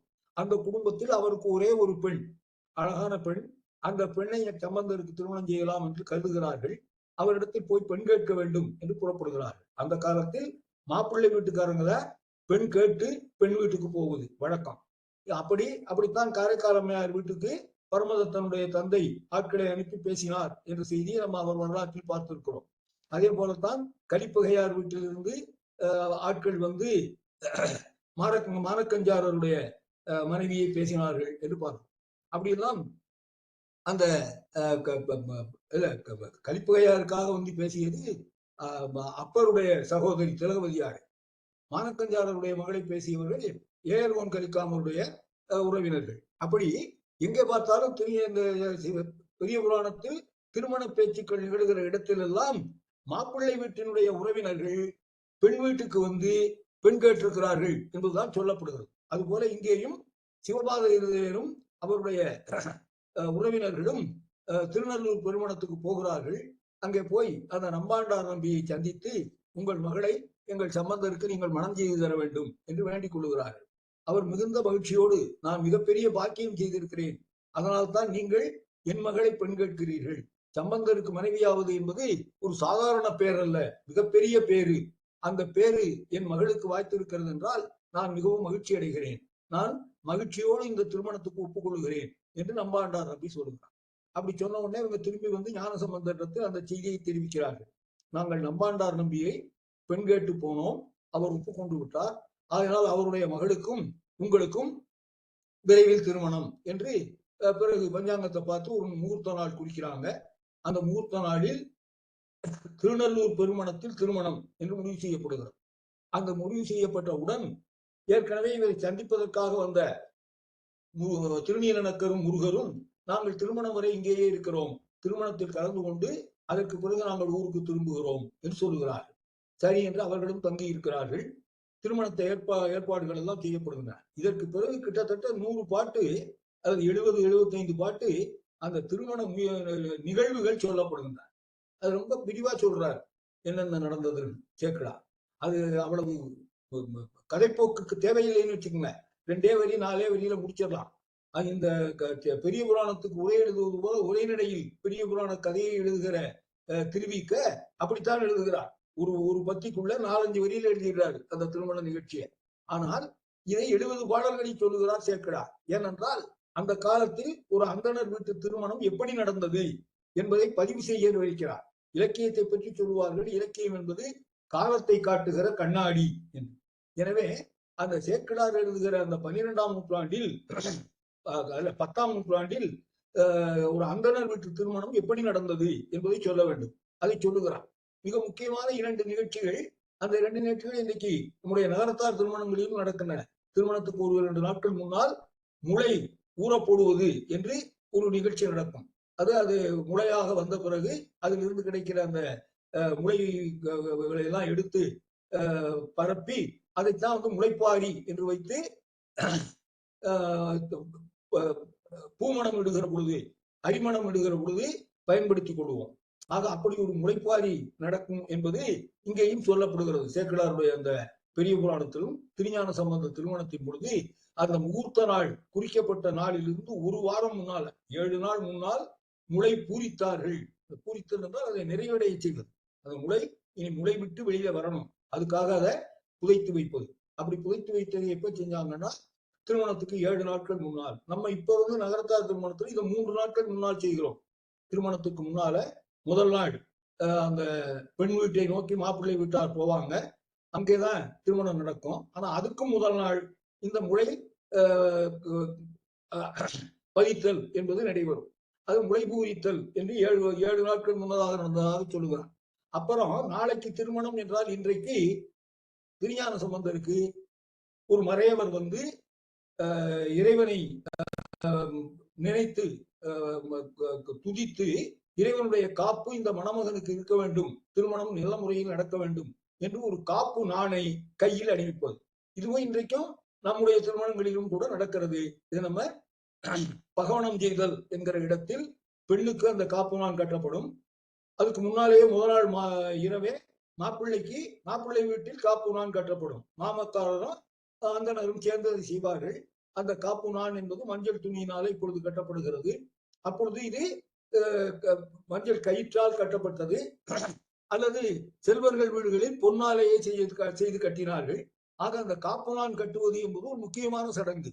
என்றால் இறைவனுடைய காப்பு இருந்தால்தான் அந்த திருமணம் நாம் நினைத்தபடி நடக்கும். இந்த நேரத்தில் இப்படி தாலி கட்ட வேண்டும், இந்த நேரத்தில் எல்லா சடங்குகளும் நிறைவேறி மணமக்கள் வாழ்த்து பெற வேண்டும் என்று சொன்னால் அது எப்ப நடக்கும்? இறைவனுடைய அருளும் இருந்தால் தான் நடக்கும். நபிகள் வாழ்க்கையில் ஒரு செய்தியை சொல்லுவார்கள். முகமதிய சமயத்தை தோற்றுவித்த நபிகள் ஊர் ஊராக சென்று தன்னுடைய சமயத்தை பிரச்சாரம் செய்தார். அப்படி ஒரு ஊரிலே போய் பிரச்சாரம் செய்தார். செய்து முடிக்கிற பொழுது நாம் நாளை சந்திப்போம்னார். அவர் நடிக்கிற போது அப்போ ஒரு சின்ன பையன், ஒரு 7 வயது 6 வயசு பையன் அந்த ஆடியன்ஸ்ல உட்கார்ந்து இருந்தான். அவன் உடனே எந்திரிச்சு சொன்னானா, இறைவன் நினைத்தால் அப்படி நாம நாளை சந்திப்போம்னார் அவரு. அவன் என்ன சொன்ன? இறைவன் நினைத்தால். நீ நினைச்சா பத்தாதியா, இறைவன் நினைக்கணும், அப்பதான் நாளைக்கு நம்ம மறுபடியும் சந்திக்க முடியும் என்பதை அந்த சிறுவன் சொன்னான். அதுக்குரிய அந்த அரபு சொல் இன்ஷா அல்லாஹ் என்பது. அல்லாஹ் கடவுள், இன்ஷா என்றால் அவர் நினைத்தால் அர்த்தம். இன்ஷா அல்லாஹ் என்று அந்த சிறுவன் சொன்னான். உடனே அதை கேட்ட நபிகள் அவனை மிகவும் பாராட்டி, என்னுடைய அகங்காரம் போயிற்று, நான் நினைச்சா எல்லாம் நடந்துருங்கிற மாதிரி நான் நாளை சந்திப்போம்னு சொன்னேன். அது நான் நினைச்சா நடக்காது, இறைவன் நினைத்தால் தான் நடக்கும் என்று எனக்கே நீ உணர்த்தினாய், எனக்கே நீ பாடம் சொல்லி இருக்கிறாய், நான் இந்த பாடத்தை மறக்க மாட்டேன்னு சொல்லிட்டு அதற்கு பிறகு எங்கே சொற்பொழிவாற்றினாலும் முடிக்கின்ற பொழுது அடுத்த நிகழ்ச்சியினுடைய தேதியை சொல்லி அந்த தேதியில் நாம் சந்திப்போம் இன்ஷா அல்லாஹ் என்றுதான் அவர் முடிப்பாராம். அதனால இறைவன் நினைத்தால் தான் எதுவும் நடக்கும். அப்ப இறைவன் நினைக்கணும்னா அவனிடத்தில் வேண்டுதல் வைக்கணும். அப்படி வேண்டுதல் வைப்பதற்காக செய்வதுதான் இந்த காப்பு நாள் கூட்டுதல் என்பது. இந்த காப்பு நாளை கட்டுகிற கனவை நான் கண்டேன் என்று ஆண்டாள் தன்னுடைய நாச்சியார் திருமொழியில் பாடுவார். அப்படி காப்பு நாள் கட்டுகிற நிகழ்ச்சி சொல்லப்படுகிறது. இதெல்லாம் எதுக்கு சொல்றேன்னா, இந்த திருமணத்தை அவ்வளவு விரிவா சொல்றாரு சேக்கிழார். ஏறத்தாழ 70 பாடல்கள் அந்த திருமண ஏற்பாட்டை பற்றி. அதற்கு பிறகு திருமண நாள் வந்துவிட்டது. திருநல்லூர் பெருமணத்துக்கு போகணும், மாப்பிள்ளை அழைப்பு என்பது போல இங்கே இருந்தே ஞான சம்பந்தரை அவருடைய உறவினர்களும் நண்பர்களும் அந்த திருநல்லூர் பெருமணத்துக்கு அழைத்து செல்கிறார்கள். அழைத்து சென்று அந்த ஊருக்கு போன உடனே அங்க இருக்கிற கோயில்ல தான் திருமணம். அந்த கோயிலுக்கு பக்கத்தில் ஒரு மடம், அந்த மடத்தில் போய் தங்குகிறார்கள். அங்கே தங்குகிற இடத்தில் ஞானசம்பந்தருக்கு எப்படியெல்லாம் அலங்காரம் செய்யப்பட்டது, அவருடைய மாப்பிள்ளை தோற்ற அவருக்கு வருவதற்காக அவருக்கு என்னென்ன அலங்காரம் செய்யப்பட்டது என்பதை ஒரு 10-15 பாடல்கள்ல சேக்கடார் சொல்லுகிறார். அவருக்கு என்னென்ன அணிமணிகள் பூட்டப்பட்டன, எப்படி அவருக்கு பூணூல் அணிவிக்கப்பட்டது, எப்படி அவருக்கு உடை உடுத்தப்பட்டது என்பதை எல்லாம் சொல்லி அவர் மணமகனாக தயாராகிறார். அப்படி தயாரான பிறகு அவர்கள் கோயிலை நோக்கி வருகிறார்கள். கோயிலுக்கு மணமகன் வந்துவிட்டால் இனி மணமகளை அழைத்து வாருங்கள் என்று சொல்ல, அங்கே வேறொரு இடத்தில் மணமகளுக்கு அலங்காரங்கள் நடக்கின்றன. அந்த அலங்காரங்கள் மணமகனுடைய அலங்கார அளவுக்கு விரிவாக சொல்லப்படவில்லை என்றாலும் அந்த அலங்காரங்களும் சொல்லப்படுகின்றன. அந்த அலங்காரங்களை எல்லாம் முடித்துக் கொண்டு அவள் இங்கே வருகிறாள். திருஞான சம்பந்தருக்கு அருகே மணப்பெண் அமர்த்தப்படுகிறாள். 2 பேரும் திருமணத்துக்கு தயாராக இருக்கிறார்கள். உறவினர்கள், நண்பர்கள் என்று பெரும் கூட்டம், சிவனடியார்கள் எல்லாரும் வந்திருக்கிறாங்க.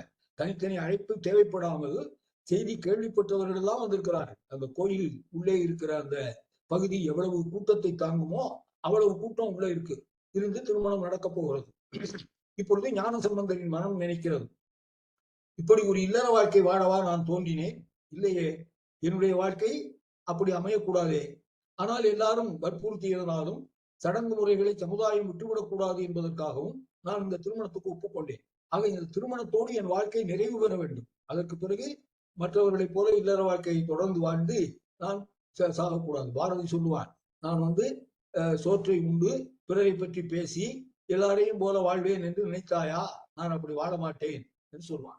அது போல இவர் நினைக்கிறார், நான் எல்லாரையும் போல மனைவியோடு குடும்பம் நடத்தி குழந்தை பெற்று அப்படி வாடுகிற ஒரு வாழ்க்கையை வாழ்வதற்கு வந்தவன் இல்லை இந்த உலகத்துக்கு. நான் வந்தது எதற்கென்றால், பிற சமயங்களினுடைய செல்வாக்கு தமிழ்நாட்டில் மேலோங்குகிற பொழுது அதை அழிப்பதற்காக தோன்றியவன். அதை அழிப்பதற்குத்தான் எனக்கு ஒரு குழந்தை வேண்டும் என்று சிவபாத இருதயர் தவம் செய்தார். ஆகினாலே அதற்காக தோன்றியவன் நான். எனவே அந்த பணி ஏறத்தாழ முடிந்து விட்டது. இப்பொழுது பாண்டிய நாட்டில் சமணர்கள் செல்வாக்கு அழிந்து விட்டது, சோழ நாட்டில் அழிந்து விட்டது, பல்லவ நாட்டில் அழிந்து விட்டது. எனவே இனி சைவம் தான் தழைக்கும். அந்த சூழ்நிலையில் என்னுடைய பணி நிறைவு பெற்று விட்டது. இதுதான் ஒரு பெரியவர்கள் மனம் கொள்ளுகிற ஒரு சிந்தனை. என் பணி நிறைந்து விட்டது, என் வாழ்க்கை போதும் என்று நினைப்பது பெரியவர்களுடைய நினைப்பு. நம்ம போன்றவர்கள் என்ன நினைப்போம், எப்படி இருந்தாலும் நான் என்ன வாழணும், எனக்கு 60 தான் ஆகுது, நான் 80 ஆகணும், எனக்கு 100 ஆகணும் என்று நான் தொடர்ந்து இந்த உலகத்தில் வாழ வேண்டும் என்று நாம் நினைப்போம். ஆனால் பெரியவர்கள் அவர்கள் எந்த குறிக்கோளுக்காக வந்தார்களோ, எந்த குறிக்கோளை நிறைவேற்றுவதற்காக வாழ்ந்தார்களோ, அது முடிந்து விட்டால் தங்கள் வாழ்க்கையும் முடிந்துவிட வேண்டும் என்று கருதுவார்கள்.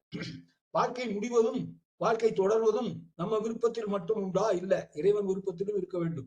எனவே இறைவனை நோக்கி அவர் இப்பொழுது வேண்டுகிறார், என் வாழ்க்கை முடிய வேண்டும், உன் பாத நிழல்களை நான் அடையும் நேரம் நெருங்கிவிட்டது, அதற்கு நீ அருள் புரிய வேண்டும் என்று இறைவனை நோக்கி மனத்தளவில் பிரார்த்திக்கிறார். ஏன்னா எல்லாரும் இருக்கிற போது, சுற்றி இருக்கிற போது மாப்பிள்ளை நான் சாகணும்னு வேண்டுதல் வைக்கப்படாது, அது அமங்கலமா போயிடும். ஆனால் அந்த வேண்டுதலை அவர் தன் மனத்திற்குள் வைக்கிறார். இரண்டாவது அவர் சாகணும்னு சொல்றார், உன் பாத நிழலை அடைய வேண்டும் என்று சிவபெருமானை பார்த்து கேட்கிறார். அதற்குரிய காலம் இது, நீ அருள் செய்வாயாக. உடனே சிவபெருமானும் மற்றவர்களுக்கு கேட்காத முறையில் ஞான சம்பந்தர் சேவைக்கு மட்டும் எட்டுகிற மாதிரி ஒரு செய்தியை சொல்லுகிறார். என்ன என்றால், நீ உன்னுடைய மனைவியோடும் உன்னுடைய இந்த திருமணத்திற்காக வந்த அத்தனை பேரோடும் இந்த கோவிலில் நான் ஜோதி வடிவமாக தோன்றுகிறேன், அந்த ஜோதியில் நீங்கள் எல்லாரும் கலந்து விடுங்கள், உங்கள் எல்லாருடைய வாழ்க்கையும் இன்றோடு நிறைவடையட்டும். தன் வாழ்க்கை நிறைவடையணும்னு தான் ஞானசம்பந்தர் கேட்டாரு. ஆனால் சிவபெருமான் அவரோடு சேர்ந்த எல்லாருக்கும், பூவோடு சேர்ந்த நாரும் மனம் பெறும் என்பது போல சம்பந்தரோடு சேர்ந்து அவருடைய திருமணத்தை காண வந்தவர்களுக்கெல்லாம் முக்தி அளிக்கிறேன், வீடு பேறு தருகிறேன் என்று அவர் ஒரு செய்தியை சொல்லுகிறார் ஞான சம்பந்தரின் செவிகளில்.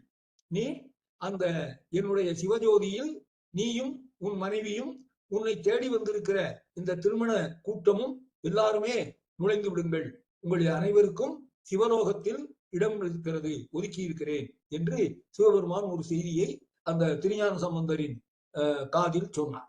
அதை கேட்டுக்கொண்டு சரி என்று அதற்கு தயாராக இருக்கிறார் ஞான சம்பந்தர். திருமண சடங்குகள் எல்லாம் நடக்கின்றன, மற்ற மந்திரங்கள் எல்லாம் சொல்லப்படுகிறது, மங்கள நான் பூட்டும் நிகழ்ச்சி நடக்கிறது. இதெல்லாம் நடந்த போது திடீரென்று அங்கே சிவஜோதி எழும்புகிறது. மிகப்பெரிய நெருப்பு தோன்றுகிறது. அப்படி தோன்றிய உடனே அவர் சொல்லுகிறார், திருஞான சம்பந்தர் சொல்லுகிறார், எல்லாரையும் நோக்கி சொல்லுகிறார், இந்த சிவஜோதி நம்மை ஆட்கொள்வதற்காக வந்திருக்கிறது. இதிலே நாம் நுழைந்தால் நான் எல்லாரும் நேர சிவலோகத்துக்கு போவோம். அதை இறைவன் எனக்கு அருள் செய்திருக்கிறான். எனவே நாம் இப்பொழுது இதை வணங்கி இதனுள்ளே புகுந்து சிவலோகத்துக்கு செல்ல தயாராவோம். முதலில் வந்திருக்கிற எல்லாரும் அதில் புகுந்து சிவனோடு ஐக்கியமாகுங்கள். நான் கடைசியாக என் மனைவியோடு அந்த சிவஜோதியில் கலப்பேன் என்று சொல்லி அதை எல்லாருக்கும் புரிகிற மாதிரி சொல்லுவதற்காக ஒரு பதிகமும் பாடினார். அதுக்கு நமச்சிவாய பதிகம்னு பேர். நமச்சிவாய என்கிற 5 எழுத்தை பற்றி நாவுக்கரசர் ஒரு பதிகம் பாடியிருக்கிறார், சுந்தரர் ஒரு பதிகம் பாடியிருக்கிறார், சம்பந்தர் 2 பதிகம் பாடியிருக்கிறார். அவருடைய உபநயனத்தின் போது ஒரு பதிகம் பாடினார். அதுக்கும் நமச்சிவாய பதிகம்னு பேரு. இப்ப சிவஜோதியில் கலக்க போகிற நேரத்திலும் ஒரு பதிகம் பாடினார். அதற்கும் நமச்சிவாய பதிகம்னு பேரு. இந்த இரண்டிலும் நமச்சிவாய என்கிற 5 எழுத்து மந்திரத்தினுடைய பெருமையை, அதை சொல்லுவதனால் மக்கள் அடையக்கூடிய நன்மைகளை எல்லாம் சொல்லி பாடுகிற பாடல்கள். அந்த அங்கே ஒரு 11 பாட்டு, இங்கே ஒரு 11 பாட்டு, 22 பாடல்கள் நமச்சிவாய என்கிற மந்திரத்தை பற்றி திருஞான சம்பந்தர் பாடிய பாடல்கள். அப்படி அவர் பாடினார். பாடியவுடன் சிவஜோதி எழுந்தது. எழுந்தவுடனே எல்லாரும் அதற்குள்ளே புகுந்தார்கள். குறிப்பாக யார் யார் என்று சில ஒரு பட்டியலையும் தருகிறார் நம்முடைய சேக்கிழார். சிவபாத இருதயர் அவர் மனைவி, திருநீல நக்கர் அவர் மனைவி, முருகர் அவர் மனைவி, அந்த யாழிசைத்து பாடிய திருநீலகண்ட யாழ்ப்பாணர் அவருடைய மனைவி என்று இவர்கள் எல்லாரும் தத்தம் மனைவிமாருடன் அந்த சிவஜோதியில் மகிழ்ச்சியாக கலந்தார்கள். நெருப்புல இறங்குங்கன்னு சொன்னா எல்லாரும் சந்தோஷமா போவாங்களா? ஆனால் இங்கே சந்தோஷமாக போனார்கள். ஏனென்றால் அது சாதாரண விபத்து காலத்தில் வருகிற நெருப்பு அல்ல. அது சிவன் உண்டாக்கி தந்த சிவஜோதி. அதிலே கலந்தால் சிவலோகத்துக்கு போகலாம் என்பது எல்லாருக்குமே நம்பிக்கையாக இருக்கிறது. ஞானசம்பந்தரும் அதை வலியுறுத்தி சொல்லிவிட்டார். அவர் பதிகமும் பாடி அவர்களுக்கு விடை கொடுத்து விட்டார். எனவே எல்லாரும் மகிழ்ச்சியோடு அதிலே புகுந்தார்கள். வந்திருந்த அத்தனை பெருங்கூட்டமும் அதிலே நுழைந்தது. கடைசியாக ஞானசம்பந்தர் தன் மனைவியாக இப்பொழுது கைப்பிடித்த அந்த நம்பாண்டார் நம்பியின் மகள் நம்பாண்டார் நம்பியும் அவர் மனைவியோடு அந்த சிவஜோதியில் கலந்து விட்டார். அதற்கு பிறகு எல்லாரும் போன பிறகு இந்த நம்பாண்டார் நம்பியையும் கையிலே பிடித்துக் கொண்டு திருஞான சம்பந்தர் அந்த நெருப்பின் உள்ளே புகுகின்றார். இப்படியாக அவர் வரலாறு நிறைவேறுகிறது. அதனால திருஞான சம்பந்தரின் வரலாறு என்பது ஒரு நீளமான வரலாறு. என்னால் முடிந்த அளவுக்கு அதை சுருக்கியும் அதே நேரத்தில் முக்கியமான செய்திகளை விட்டுவிடாமலும் சொல்ல வேண்டும் என்று விரும்பியதனால் 5 வாரங்கள் சொல்லுகிறேன் என்று எடுத்துக்கொண்டேன். அப்படி 5 வாரங்களில் நான் பெரும்பாலான செய்திகளை சொல்லிவிட்டேன். அவர் வாழ்க்கையில் மிக முக்கியமான இடங்கள் என்பதையெல்லாம் மீண்டும் ஒரு முறை உங்களுக்கு நினைவுபடுத்தி நான் நிறைவு செய்யலாம் என்று நினைக்கிறேன். பிறந்தவுடன் அவர் ஞானப்பால் உண்டது முதல் அதிசயம். பிறகு அவருக்கு பொன் தாளம் வழங்கப்பட்டது திருக்கோலக்காவில், அது 2வது அதிசயம். பிறகு அவருக்கு முத்துச்சிவிகையும் அவர் எந்த ஊருக்கு வந்தாலும் அவர் வருகிறார் என்று அவர்களுக்கு அறிவிக்கின்ற ஊது சின்னங்களும் வழங்கப்பட்டன. அது அதுக்கு அடுத்தது. அப்புறம் பட்டீச்சரத்துக்கு போகிற பொழுது அவருக்கு முத்துப்பந்தர் வழங்கப்பட்டது. அவர் போகிற இடத்துக்கெல்லாம் வெயில் தெரியாம இருக்கிறதுக்கு முத்துப்பந்தரை அவர் தலைக்கு மேலே பிடித்து கொண்டு செல்வது என்று அந்த பந்தருக்கும் 4 கால்களோடு அவருக்கு வழங்கப்பட்டது. இதெல்லாம் இறைவன் அவருக்கு நேரடியாக செய்த கருணைகள். அந்த செயல்களை எல்லாம் அவர் பயன்படுத்தி கொண்டார். அதற்கு பிறகு அவர் வாழ்வில் மக்களுக்கு அவர் செய்த தொண்டுகள் நிறைய. அதில் முக்கியமானது என்று சொன்னால் திருவேழிமலையில் பஞ்சம் வந்தபோது இறைவனிடம் படிக்காசு பெற்று அங்கே உள்ள சிவனடியார்களுக்கெல்லாம் உணவு வழங்கியது ஒரு மக்கள் தொண்டு. அதுபோல திருமருகலில் ஒரு வணிகனுடைய மனைவி, வணிகன் மணப்பதற்காக வந்த ஒரு பெண் திருமணம் கூட நடக்காம அந்த வணிகனை பாம்பு தீண்டி இறந்த சூழ்நிலையில் அங்கே சென்று அவனை பதிகம் பாடி உயிர்ப்பித்து அவர்களுக்கு திருமணத்தையும் செய்து வைத்தார் திருஞான சம்பந்தர். அது ஒரு அதிசய நிகழ்ச்சி. அதே நேரத்தில் மக்கள் தொண்டு, அப்படி பல மக்கள் தொண்டுகளை அவர் அவருடைய வாழ்க்கையில் செய்து கொண்டே வந்தார். எந்த ஊருக்கு போனாலும் அங்கே அவர் சில அதிசயங்களை நிகழ்த்தி காண்பித்திருக்கிறார். அந்த அதிசயங்களை பார்த்து மக்கள் எல்லாம் மயங்கி இருக்கிறார்கள். மிக முக்கியமான அவருடைய வாழ்க்கை அதிசயம் என்பது மதுரையில் அவர் செய்த செயல்கள். மதுரையில அவர் 3 செயல்களை செய்தார். ஒன்று, சமணர்கள் அவர் மீது ஏவிய நெருப்பை, அவர் வாழ்ந்த மடத்தின் மீது வைத்த நெருப்பை பாண்டியனுக்கு வெப்பு நோயாக போகட்டும் என்று ஒரு பதிகம் பாடி அனுப்பி வைத்தார். அவனுக்கு நோயை அனுப்பி வைத்தால் கூட அதுவும் ஒரு மக்கள் தொண்டுதான். அதை அனுப்பி வைத்ததனால்தான் அவன் இவரை நம்பி அரண்மனைக்கு அழைத்தான். இவர் அந்த வெப்பு நோயை நீக்கியதனால்தான் அவன் சமணத்தை விட்டு வெளியே வந்து சைவத்தை தழுவினான். எனவே அந்த வெப்பு நோயை அனுப்பியது ஒரு தொண்டு, மதுரையில் அவர் செய்த முதல் தொண்டு. இரண்டாவது, அந்த வெப்பு நோயை நீக்கியதும் அதற்காக சமணர்களோடு அனல் புனல் வாதங்கள் செய்து அவர்களை தோற்கடித்ததும், அதன் மூலம் அந்த நாட்டு சமணத்தின் செல்வாக்கை அழித்ததும் அவர் செய்த இரண்டாவது தொண்டு. மூன்றாவது தொண்டு, கூன்பாண்டியனாக இருந்த அந்த பாண்டியனை நின்ற சீர் நெடுமாறனாக ஆக்கும்படி தான் பாடிய வாழ்க அந்தனர் வானவரான் இனம் என்பதில் வீழ்க தன்புணர் வேந்தனும் ஓங்குக என்று சொன்னதனால் அவன் நிமிர்ந்தான், அவனுடைய கூன் போயிற்று என்பது கூன்பாண்டியன் நின்ற சீர் நெடுமாறனாக மாறிய கதை. இவையெல்லாம் மதுரையில் அவர் நிகழ்த்திய அதிசயங்கள். அதற்கு பிறகு திருமறைக்காட்டில் அவரும் அப்பரும் சேர்ந்து நிகழ்த்திய அதிசயங்கள், அந்த வேதங்கள் மூடி தாழிட்ட கதவை திறந்ததும் மூடியதும், அதை இவர் மூடப்பாடினார், அவர் திறக்க பாடினார் என்று 2 பேருடைய வாழ்க்கையையும் சேர்த்து சொன்னார். இது எல்லாம் போக திருஞான சம்பந்தர் வரலாற்றில் நாம் இன்னொரு செய்தியை நினைவு கொள்ள வேண்டும். அவர் காலத்தில் வாழ்ந்த மிகப்பெரிய அடியவராகிய அப்பரை போற்றினார், துதித்தார். அவர் எங்கே இருந்தாலும் அவரை சந்திக்க சென்று வணங்கினார். அவரோடு பல திருத்தலங்களுக்கு யாத்திரை மேற்கொண்டார். இது அவர்கள் வாழ்க்கையில் இருந்த ஒரு அமைப்பு. இப்படிப்பட்ட அமைப்போடு அவருடைய தந்தையாராகிய சிவபாத இருதரையும் தாயாகிய அவருடைய மனைவியையும் மிகவும் போற்றினார். அவர்களுக்கும் கடைசியாக முத்தி பேறு கிடைக்கின்றபடி, வீடு பேறு கிடைக்கின்றபடி சிவஜோதியில் கலக்க செய்தார் என்பதெல்லாம் அவர் வாழ்க்கையினுடைய மிக முக்கியமான நிகழ்வுகள். இவற்றை நினைவுபடுத்துவதோடு இன்றைய நிகழ்ச்சியை நாம் நிறைவு செய்து கொள்ளலாம். எஞ்சி இருக்கிற நேரத்தில் நீங்கள் ஏதாவது கலந்துரையாட விரும்பினால் கலந்துரையாடலாம். ஏறத்தாழ இப்பொழுது 6:50 ஆகிவிட்டதுன்னா 10 நிமிடம் தான் இருக்கு. அதுல நீங்க ஏதாவது சொல்றதுன்னா சொல்லலாம். நம்ம இந்த கதை இதோடு நிறைவேறுகிறது. அடுத்த வாரம் ஏஎர்ஹோன் கலிக்காம நாயனாருடைய வரலாற்றை சொல்லுவோம். ஏஎர்ஹோன் கலிக்காமனுடைய வரலாற்றை நான் டொராண்டோவில் இருக்கிற பொழுதே உங்களிடத்தில் ஒரு முறை சொல்லி இருக்கிறேன்.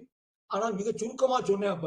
ஏன்னா அப்ப எனக்கு சேக்கிழாருடைய பெரிய புராணத்தை முழுவதுமாக சொல்லுகிற நோக்கமும் இல்லை, நேரமும் இல்லை. அதனால சுருக்கமா சொன்னேன். இப்ப நாம பெரிய புராணத்தை முறைப்படி முதலிலிருந்து கடைசி வரை பார்ப்பது என்று ஒரு தொடர் சொற்பொழிவா நடத்திக்கிட்டு இருக்கிறோம்.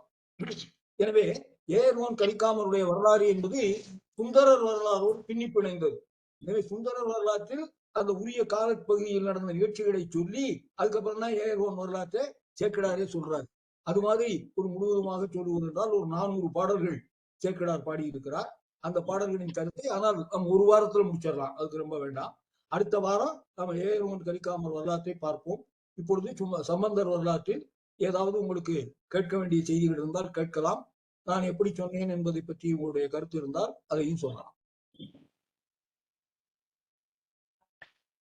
ரொம்ப இந்த 5 வாரம்னு ஞானசம்பந்தரோட நிகழ்ச்சிகளை ஒரு கோர்வையாக அதுவும் எளிமையா புரியும்படி சொல்லியிருக்கீங்க. மனதுல நல்லா பதிகிற மாதிரி. அது ரொம்ப ஒரு பெரிய வரவேற்பு எங்களுக்கு. ரெண்டாவது இந்த சேக்கிழார் பாடல்ல திருஞான சம்பந்தர் திருமணம் நடந்து ஜோதியில கலக்கிறதுக்கு முன்னாடி நிறைய பேர் கூப்பிடுவாரு, போவாங்க. அப்ப அம்பாள் திருநீர் கொடுத்து எல்லாரும் வாங்கன்னு கூப்பிடுவான்னு சொல்லுவாங்கல்ல. அதே மாதிரி இது மாடு காளை மாடு முட்டி தள்ளுமா அந்த ஜோதியில எல்லாரையும், பொங்க பொங்க. அதுக்கு பயந்துட்டு ஒருத்தர் வரமாட்டாங்களாம். அதுவும் இருக்குல்ல இல்ல? அது சேக்கிழார் பாடல்ல இல்ல, பட் அது கருண பரம்பரை செய்தியா வளர்கிறது. இன்னொன்னு எனக்கு தோன்றது என்ன, அடியவர் எல்லாருமே கோயில் பூங்கள்னு சொன்ன உடனே பூகுன்ற மனப்பக்குவம் உடையவர்களா இருக்க மாட்டாங்க. சில பேர் தயங்கலாம். அதுக்கு காளமாடு அந்த ரிஷபம் அவருடைய வாகனம் அவர்களை அந்த ஜோதியை நோக்கி முட்டி தள்ளுகிறது. நான் உனக்குன்னு சிவலோகம் காத்துக்கிட்டு இருக்குப்பா, ஏன் போக மாட்டேங்கிற என்று சொல்லி அவர்களை பிடித்து தள்ளி அதில் அவர்களை அனுப்புகிறது என்று அது அந்த கதை அதெல்லாம் வளர்ந்தது.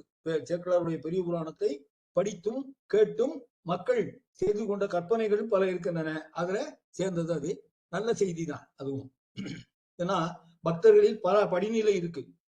சொன்ன உடனே போறவனும் இருக்கிறான், சொல்லாமலே போறவனும் இருக்கிறான், சொன்ன பிறகு போக மாட்டேங்கிறவனும் இருக்கிறான். அதனால அதுக்கு அப்படி ஒரு செய்தியை சொன்னார்கள். சரி. அது இறைவனே வந்து கூப்பிடும்போது போக முடியாம ஆஹ் இருக்கிறது அவங்களோட நிலைமை பாருங்க. அதான். அஹ் 2வது நீங்க ஞானசம்பந்த பெருமான் சொல்லுங்க. பெரிய ஞானி. அவரு அம்பாள் பால் கொடுத்து ஞானம் வந்தவரு. அப்படிப்பட்டவருமே வந்து இந்த உலகத்துக்கு காமிக்கணுங்கிறதுக்காக திருமணம் செய்து சில கொண்டார். காரியங்களை செய்ய வேண்டியது இருக்கு. ஆமா. திருமணம் செஞ்சு அப்ப கொண்ட பிறகு அந்த ஜோதியில ம். கலக்கிறார்.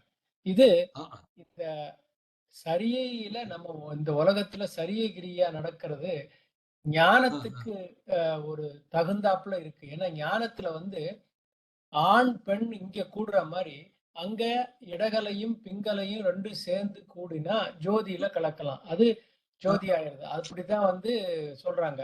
அதே இத இங்க ம், ம். வெளியில காமிக்கிறதுக்காக நமக்கு அவரு ஆ திருமணம் முடிஞ்சு அந்த ஜோதியில கலக்குறாரு. 2வது வந்து இதுல இன்னொன்னு எனக்கு புரியுறது என்னன்னா, அவரே முருகப்பெருமானோட அம்சம். அதனால ஜோதியிலேருந்து பிறந்தவர் முருகப்பெருமான். அதனால இவர் ம். ஜோதியிலே போய் கலந்துட்டாரு. போய் அப்படின்னு கலந்துட்டார். ஆமா, ஆமா, ஞானசம்பந்தர் வந்து முருகனுடைய அவதாரம்ங்கிற மாதிரி தானே சொல்றாங்க. ஆமா. அதனால முருகன் ஜோதியா நெற்றிக்கண்ல இருந்து பிறந்தவர் தான். அது போல இவர் ஜோதியில போய் சேர்ந்துட்டாரு. வந்த இடத்துக்கே போயிட்டாரு போயிட்டார். என்பதுதான் இல்ல நல்ல செய்தி. அடுத்தது வந்து என்ன, இந்த ம். ஆ அதாவது இவர் பண்ணின ஒரு அ அ அற்புதங்களை எல்லாம் சொன்னீங்க. இந்த ம். அற்புதங்கள் எல்லாம் இதுல ரொம்ப யோசிக்க வேண்டியது எனக்கு தோணுது என்னன்னா, இந்த அற்புதங்கள் எல்லாம் இப்ப எல்லாரும் வந்து நெறைய பேரு சொல்றாங்க. எல்லாம் தண்ணி குடுப்பாங்க, தீர்த்தம் குடுப்பாங்க, கட்டுவாங்க கயிற, இல்ல விபூதி ம். வைப்பாங்க, எல்லாம் சரியா போயிரும் போங்கம்பாங்க. ஆனா, ம். ஞானசம்பந்தர் அதெல்லாம் பண்ணல. அதான். ஞானசம்பந்தர் பாடுனது தேவார பாடலத்தான் பாடி, அதுல அத ஓதுன பிறகு தான் எல்லா நிகழ்ச்சியும் நடக்குது. அவர் ஆமா. ஓதின பிறகு தான், இப்ப நீங்க சொன்ன மாரி மட்டிட்ட புன்னைன்னு சொன்ன பிறகு தான் அந்த பூம்பாவா எழுந்து வர்றா. அப்ப எழுந்து இதுல வர்றோம். என்ன தோணுதுன்னா, அப்ப தேவார பாடலுக்கு எவ்வளவு முக்கியத்துவம் இருக்குன்னு இதுல இருந்தே தெரியுது. இல்லையா? தெரிஞ்சுக்கிறோம். ம். ம். நல்லா. தேவார பாடல் ஒவ்வொரு பாடலுமே ஒரு மந்திரம். அதனால அந்த மந்திரம். பாடல்களை ஒலிப்பதும், ஓதுவார் வைத்து பாடச் சொல்லுவதும் மிகப்பெரிய பணி. அந்த பணியை நம்முடைய நகரத்தார் சமுதாயம் மிக நீண்ட காலமாக ஆம். ஒழுங்கா செய்து கொண்டிருக்கிறோம். தேவார ஆம். ஓதுவார் பள்ளிகள் நாம பல இடங்கள்ல உருவாக்கி இருக்கிறோம். ப தேவகோட்டையில பல வீடுகள்ல ஓதுவார மாத சம்பளம் கொடுத்தே வீட்டுல வச்சிருந்தாங்க அந்த காலத்துல. ஆமா. எனக்கு தெரியும். ஆமா. பிள்ளைகளுக்கெல்லாம் தேவாரம் சொல்லிக் கொடுப்பதுதான் அவருக்கு வேலை. அப்படி. அது மாதிரி தேவாரம் என்பது ஒவ்வொரு பாடலும் ஒரு மந்திரம். திருவாசகம் ஒவ்வொரு பாடலும் ஒரு மந்திரம். அதற்கு மிகப்பெரிய ஆற்றல் உண்டு. தேவாரத்தை பாடித்தான் அந்த நீங்க நான் சொன்ன அற்புதங்களை தொகுத்து சொல்லுகிற பொழுது ஒண்ணு விட்டுட்டேன். அந்த திருக்கொள்ளம்புதூருக்கு மழை ஆ. வெள்ளத்தில் ஓடக்காரன் இல்லாமல் ஓடத்தை செலுத்தியது. ம். கரெக்ட். உந்துக என்ற பாடல் ஒவ்வொரு பாடலையும் முடிக்கிற போது பாடுறாரு. உந்துக உந்துக என்று உந்தி செல்லப்படுகிறது இந்த ஓடம். அப்ப அந்த பாட்டுக்கு தானே மதிப்பு. எந்த ஆமா. இடத்திலும் அவர் இது நடக்கட்டும் என்று வாய்மொழியா சொல்லல. இது ஆமா. நடக்கட்டும் என்று தன்னுடைய எண்ணத்தினால சொல்ல. ஒரு பாட்டு பாடுறார் உடனே ஒரு பதிகம் பாடுறார். 11 பாட்டு. அந்த 11 பாட்டு பாடின உடனே தான் அந்த அதிசயம் எல்லாம் நடக்குது. அதனால அந்த பாடல்களுக்கு அவ்வளவு ஆற்றல் இருக்கின்றன. இப்பவும் அதுதானே சொல்றாங்க. ஆமா. அந்த திருநீற்று பதிகத்தை பாடினால் எல்லா நோயும் நீங்கும் என்று இப்பவும் நம்புகிறார்கள். பலருக்கு அப்படி நீங்குகிறது. அதனால அதை தப்புன்னு சொல்ல முடியாது. பாம்பன் சுவாமிகள் வாழ்க்கையில நடந்ததாவே ஒரு நிகழ்ச்சியை சொல்றாங்கல்ல. அவர் ஏதோ கீழே விழுந்து ஆக்சிடென்ட்ல கால் நொறுங்கி விட்டது. மருத்துவர் இடத்துல போய் காமிக்கிற போது இதை ஒண்ணுமே நம்பி பண்ண முடியாது என்று சொன்னார்கள். அவர் சொன்னார் பண்ண முடியும். நான் அதை சரி பண்ணி கொள்கிறேன். நீங்கள் விட்டுருங்கன்னு சொல்லிட்டு ஆஸ்பத்திரியிலேயே இருந்துகிட்டு ஒரு அடியவரை வர சொல்லி அந்த கந்த சஷ்டி கவசத்தை பாட சொன்னாராம். பாடி முடிக்கிற பொழுது மறுநாள் டாக்டர் வந்து டெஸ்ட் பண்ணா கால் ஒழுங்கா இருக்கும். அப்படி அவர் சொன்ன அவர்களே அதிசயப்பட்டு இது எப்படி நிகழ்ந்தது என்று எங்களுக்கு தெரியல. அவர் சொன்னார் அது கந்தனுடைய கருணை. அவனை நான் வணங்கியதனால் நேர்ந்தது. ஆனா எல்லாருமே இப்படி கந்தனை வணங்கினால் நடந்துரும்னு சொல்ல முடியாது. ஏன்னா அந்த வணக்கத்தில் பல தன்மை இருக்கிறது. உள்ளூர மகிழ்ச்சியோடு அது முழுமையா ஈடுபாட்டோடு அதை வணங்கணும். அப்படி வணங்குகிறவர்களுக்கு நடக்கும். அதனால நம்பிக்கை இல்லாம ஒரு பக்கம் இதை கும்பிட்டா சரியா போயிருமா, சரியா போனா பரவாயில்ல அப்படின்னு நினைச்சுக்கிட்டு ஆனா சரியா போகாதோ அப்படிங்கிற சந்தேகத்தோட வணங்கினால் நடக்காது. சந்தேகமே இல்லாமல் முழுமையான நம்பிக்கை. அதைத்தான் அந்த பாரத கதையில மற்ற இடங்கள்ல நமக்கு உணர்த்துவார்கள். திரௌபதியினுடைய ஆடைய துச்சாதனன் படிக்கிறான். அவள் 2 கையாலையும் அதை பொத்தி காப்பாத்திக்க நினைக்கிறான். அப்ப ஒண்ணும் நடக்கல. அவன் இழுத்துக்கினே இருக்கிறான், இவன் புடிச்சுக்கினே இருக்கிறான். அப்புறம் கடைசியா வேற வழி இல்லாம கையை நீக்கி கையை மேல் நோக்கி தொழுது கொண்டே கண்ணா என்னை காப்பாற்றுங்கிறா. உடனே அவன் ஆடைகளை அனுப்புகிறான். ஆடைகள் வர ஆரம்பிக்கும். அப்ப என்னாலே இது முடியும் என்று ஒரு அரை நம்பிக்கையோடு கூட நாம இருந்தால் இறைவன் முழு கருணை நமக்கு தரமாட்டான். அப்ப அவனுடைய முழு கருணை வேண்டும் என்றால் சரணாகதி முழுமையா இருக்கணும். நான் என்னை நம்புவதை விட்டு விட்டேன், உன்னைத்தான் நம்புகிறேன், நீ உன்னிடத்தில் சரணாகதி ஆகிவிட்டேன், எனக்கு நீ இதை செய்வாயாக என்று எப்ப நாம தன்னை ஒப்பு கொடுக்கிறோமோ அப்ப அது நடக்கும். அதுதான் இந்த இதுல நம்ம தெரிஞ்சுக்க வேண்டிய ஒரு செய்தி. வேற யாருக்கும் ஏதாவது கேள்வி இருக்கா? இல்ல ரைட்டா? வேற யாருக்கு ஏதாவது கேள்வி இருந்தா சொல்லுங்க. ஒரு செய்தி, மதுரையில பாண்டியனை குணப்படுத்தும் பொழுது ஞானசம்பந்தர் அவர்கள் கோவில் மடப்பள்ளியில் இருந்து சாம்பலை சொக்கநாதருடைய அருளோடு மந்திரமாகவும் மருந்து ஆகவும் எடுத்து வாருங்கள் என்று கூறி அதுக்கப்புறம் அவர் தடை விட்டதாகவும் அது ஒரு சொல்றாங்க. இன்றைக்கும் அம்மன் சன்னதியில இருந்து சுவாமி சன்னதிக்கு போற வழியில ஒரு மாடக்குழி வச்சிருக்காங்க. அந்த மாடக்குழியில அந்த அவங்க மடப்பள்ளியில இருந்து கொண்டு வந்த சாம்பலை வைத்து அதை இன்னைக்கும் பயன்படுத்திக்கிட்டு இருக்கிறாங்க அப்படிங்கிறது அதை உங்கள்ட்ட பகிர்ந்து நல்ல அதான் இதெல்லாம் பெரிய புராணத்தை படித்தவர்களும் அதை பிரச்சாரம் பண்ணியவர்களும் கூடவே சேர்த்து செய்திருக்கிற சொல்லி இருக்கிற நிகழ்ச்சிகள். அவ்வளவுதான். இது சேக்கிழார் சொல்லல. சேக்கிழார் சொன்னதை மட்டும் நாம பார்த்து கொண்டிருந்தோம்.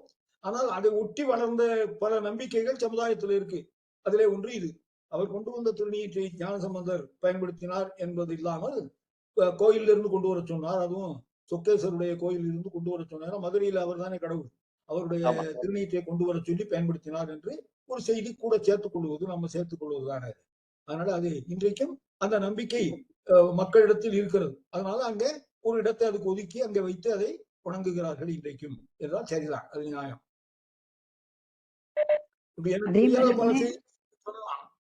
அந்த திருப்பாச்சிலாச்சிரம பதிகத்தை நான் சொன்ன போது கூட அண்ணன் ஏகப்பண்ணன் சொன்னாங்க, அந்த ஊர்ல திருப்பாச்சிலாச்சிரமத்தில் இன்றைக்கும் நடராஜர் சிலைக்கு கீழே முயலகன் இல்லை என்று. ஏன்னா முயலகன்கிற நோயைத்தான் அங்க பதிகம்பாடி அவர் தீர்த்து வச்சாரு. அப்படி பதிகம்பாடி தீர்த்த அந்த முயலகன் எங்க போனானோ தெரியாது, ஆனா அங்க இல்லை என்று அந்த மக்கள் அதை அமைத்து வைத்து காட்டுகிறார்கள் என்று சொன்னால், இதெல்லாம் அந்த பெரிய புராணத்தை படிப்பதனாலும் அதை பரப்புவதனாலும் வந்த சிந்தனைகளும் தெளிவும், அந்த தெளிவினுடைய விளைவுகள் இப்படி இருக்கும். ஆக எனக்கு தெரியாத செய்திகளை நீங்க சொல்லுங்க, நான் கேட்டுக்கிறேன். இப்ப அண்ணன் சொன்ன அந்த செய்தி எனக்கு நல்ல செய்தி. அதே மாதிரி நீங்க சொன்ன மதுரை கோயிலில் இருந்துதான் திருநீற்றை எடுத்து சென்று மருந்தாக்கினார்ங்கிறது இன்னும் ஒரு நல்ல செய்தி. அப்படி பல செய்திகள் புதுசு இருக்கலாம். அதை நீங்கள் சொல்லுங்கள், நாம பரிமாறிக்கொள்வோம். எனக்கு தெரிஞ்சதை உங்களுக்கு சொல்றேன், உங்களுக்கு தெரிஞ்சதை எனக்கு சொல்லுங்க. அது மாதிரி என்ன திருவெண்காடு பதிகம் படிச்சா நிறைய பேருக்கு பிறந்திருக்கு, படிச்சு அந்த மாதிரி நிறைய பேருக்கு குழந்தை பிறந்திருக்குன்னு நிறைய பேர் சொல்றாங்க. அந்த மாதிரி கேள்விப்பட்டிருக்கு. அது ரொம்ப நம்பிக்கையோட தேவார பதிகங்களை பற்றியே இன்னென்ன பதிகம் பாடினா இன்னென்ன பலன் என்று தொகுத்தை சொல்லி இருக்கிறாங்க. அதை பலர் பின்பற்றி அந்த பலனை அடைந்தும் இருக்கிறார்கள். அதனால அது தெரிஞ்ச செய்திதான்.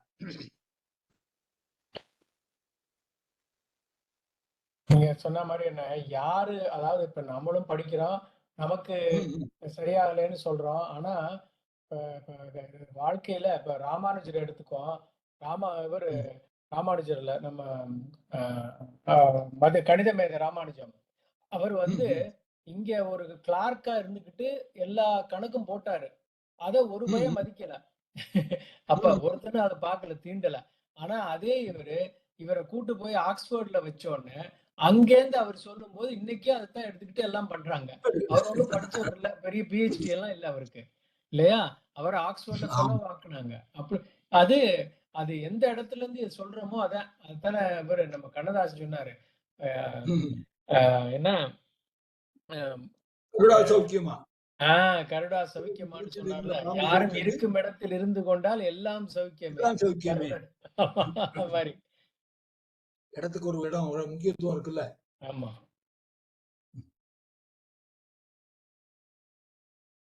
சரி, யாருக்கு இல்லைன்னா அப்ப அண்ணே நிறைய செஞ்சுப்பாங்க.